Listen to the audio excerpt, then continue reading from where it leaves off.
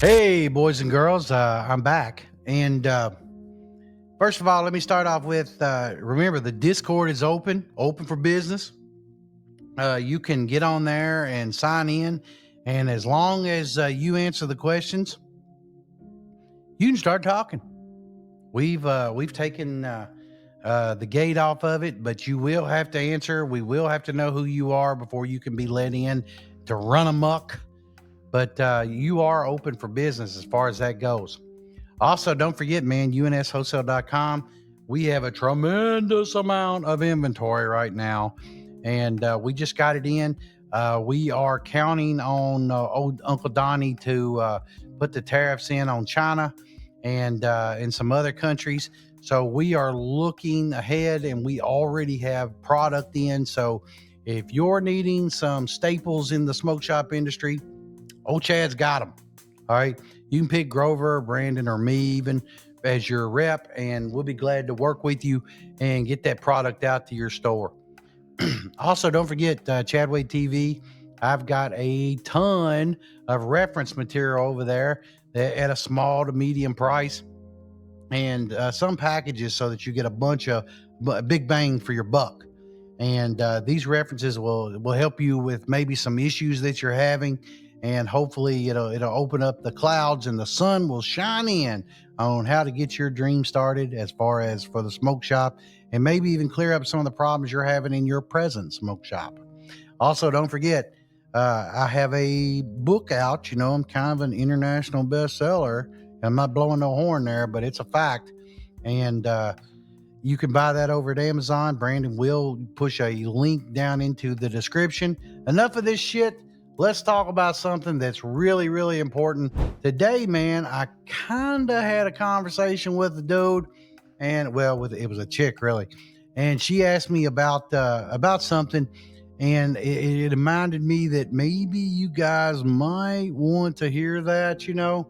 And so I meant to take notes on it, so pardon me if I butcher this, but the gist of it is she wanted me to walk through with her a proven system for turning her smoke shop into the number one destination in her city. Okay. And she wanted to have like a cult like customer loyalty.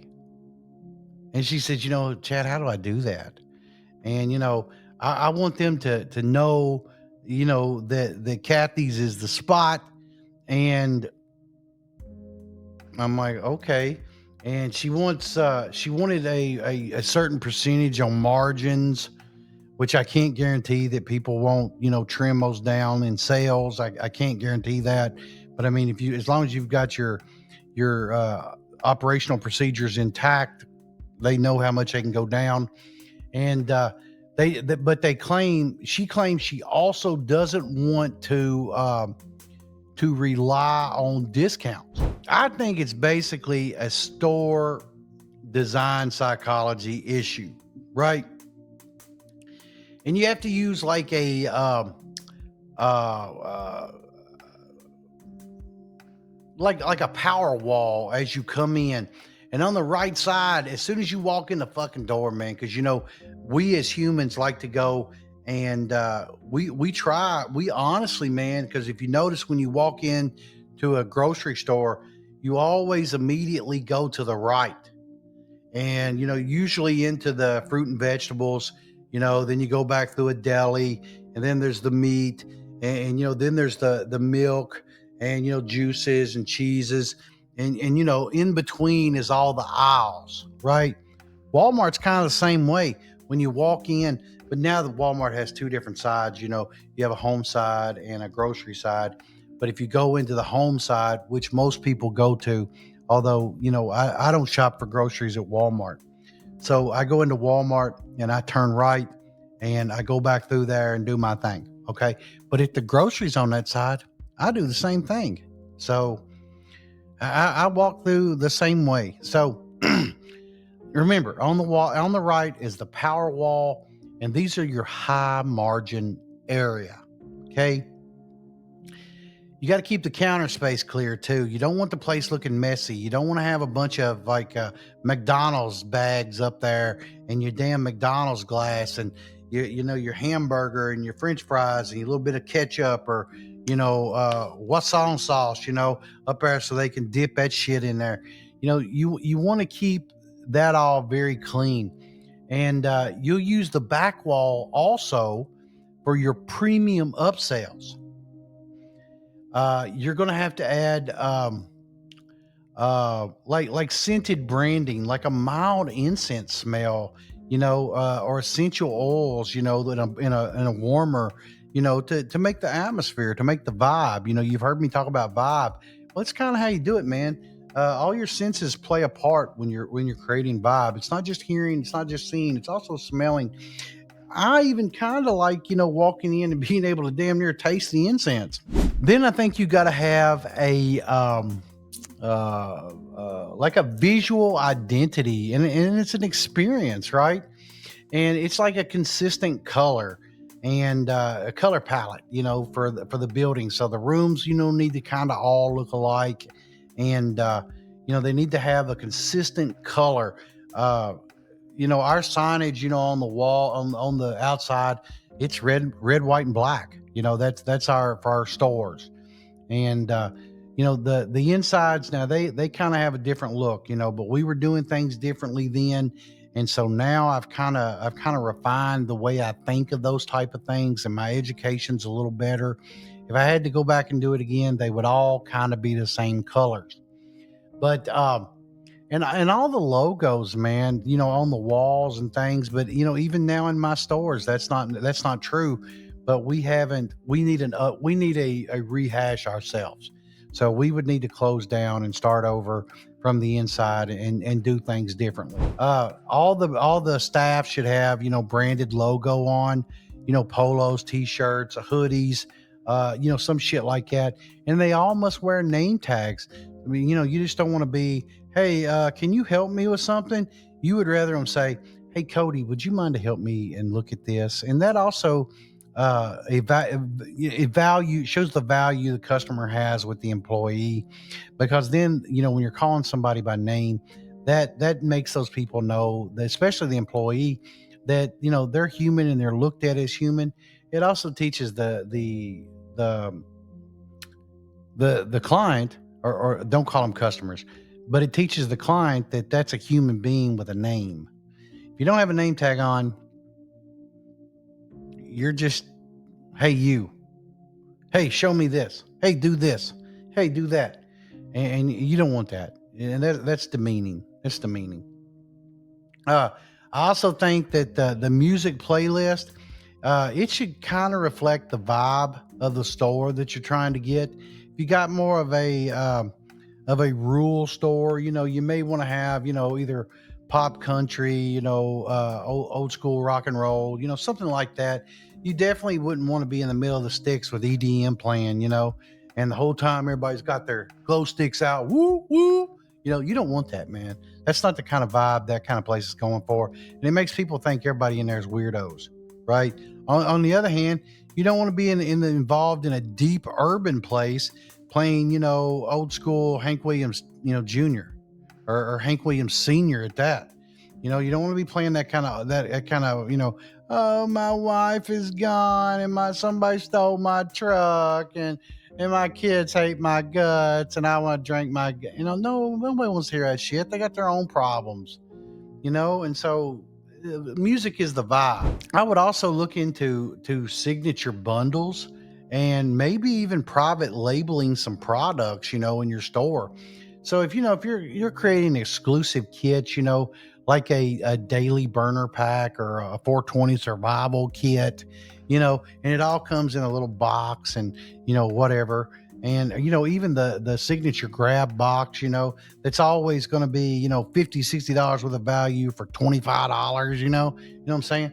And so they know they can get that there. Or even some white labeling, like which I got something like that coming up, by the way, and I'm working on something where you all can get your white label products from us. And I'm working with a company right now, and once I get the prices right, I'll bring it to you more. But think about white labeling. I don't know, like like grinders, trays, even wraps and papers and Rillos and things like that. And these would have your branding on it. This would have your designs and everything. I know somebody that's doing that in a store that we do business with, and he and his bunch are doing really well with their trays and his art on those trays. And he's also doing it with his grinders and stuff. And I'm pretty impressed with what he does. So that kind of helped me make up my mind with that. But I do believe that that's a necessary evil as well. I would also start thinking about a customer experience strategy. All right, so follow me. You would create a smoke shop first visit, checklist for the staff, where they find out, hey, what brings you in today? Oh, this is my first time. Then immediately your staff should know through the SOPs, by the way, exactly how to make their customer first experience the best experience and keep them coming back for more. You also would want to build a loyalty program that gives uh, um, experiential rewards. And so the more that they purchase, of course, the better the rewards. There's going to be a different reward for the $200 person as opposed to the $1,000 person or the $5,000 person, right? Try to stay away as much as you can from discounts. Now, if that brings them in, the discount, the new customer discount, it is what it is. Or if you do a first responder or a military discount, I can understand that as well. Or even, hey, bring your dog in today and put them on a leash and bring them in and let us take pictures with you and your dog in the shop and we'll give you 10% off. It kind of starts bringing a culture into your store. Okay. You host like members only after hours shopping and bundle drops, as well as maybe you even have, if you have the space or your area there has the space, for in the shop, because and I wouldn't want a big shop, but if you did, and maybe you had a local artist come in that could do music, or piano, go on keyboard, not a huge piano, or maybe guitar, maybe some stuff like that. If you could bring people in like that, and that people with this type of reward level, maybe they would be invite only, and that's the only way they could get in is if they're loyalty customers. And then like the oh yeah, the community and virality, right? You would want to sponsor like a small, a very small music art event, or pop-ups in your area, because in every event they always have a title sponsor, and they don't have to be anything crazy, like anything like the softball team, or anything like that. You would want to start thinking about the little art fair, or maybe the music and craft events, things like that. You might want to be a title sponsor for something like that. They're not usually very expensive, but they are big to the art community. You would around. We'd also want to do like a hashtag, challenge, right?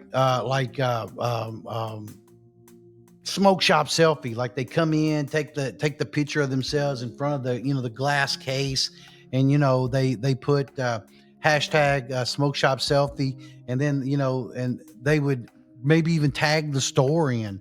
That would be wonderful. And then hey man, maybe you even whoever's picture gets the most likes there gets a free, I don't know, water pipe, a free grinder, scale, something like it. Don't have to be anything crazy. All right. um Maybe even look for the local influencers to film in the stores. What's that going to cost? Come in, do some filming, talk to the manager on duty. How much does that cost? I don't know. I mean, it can't be more than, a couple $100, for the local influencer. Maybe they'll do that for you. That'd be yay, right?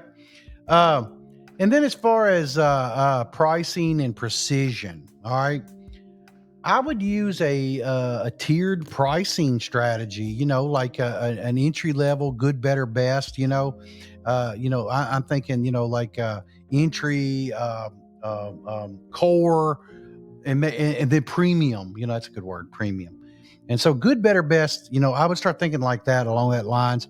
And that's the types of products I would have in there. I wouldn't have like value based. I wouldn't say that type of shit, man, but I would say this is an entry level. This is more of a middle core level, and this is a premium level right here. I mean, it's got all the bells and whistles. On the other hand, don't rob people. Do them right. Make the prices, something that they can deal with. And as far as markups, accessories are like 2.5 times. Glass is probably a 3-time markup. Like kratom and vapes and delta. That's 1.5 and a 2-time markup at best. That's kind of on the breakdown of it. That's what I told her, and hopefully that helped her. Hopefully it helped you. If you got questions about that, hit me up, man. Remember, askchadwade@gmail.com. These people did not email me. These are customers of mine that are talking to me. And I just kind of remember these because these questions stick out to me. Because when I'm your rep, I'm available to conversate with you and to deal with you and help you out as best as humanly possible. And hopefully, I'm showing you a little value today as well. So hit me up, let me know, comment down below. I'll see you the next time, and have a great day. We love you. Bye-bye. Bye. Bye.